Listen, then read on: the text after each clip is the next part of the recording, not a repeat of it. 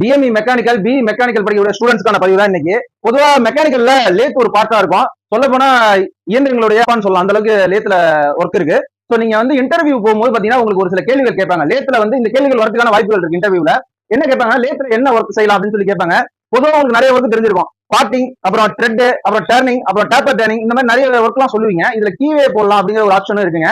கீவே போடுறதுனால நிறைய பேர் என்ன பண்ணுவீங்க அப்படின்னா, இந்த மில்லிங் கட்டரை வந்து பாத்தீங்கன்னா செக்ல புடிச்சிக்கிட்டு டூல் போஸ்ட்ல ஜாப், அதாவது ஷாப்ட புடிச்சு நம்ம வந்து கீவே போடலாம் அப்படிங்கறத பாத்திருப்பீங்க.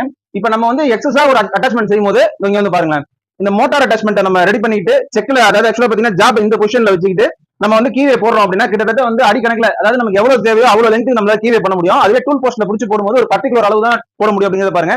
இப்ப நம்ம ஒர்க் பண்ண போறோம், ஒர்க்கையும் கவனிங்க. மறக்காம நம்ம சேனலை சப்ஸ்கிரைப் பண்ணி ஃபாலோ பண்ணிக்கோங்க.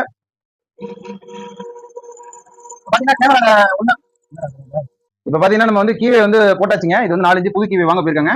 நம்மள்ட்ட இருக்க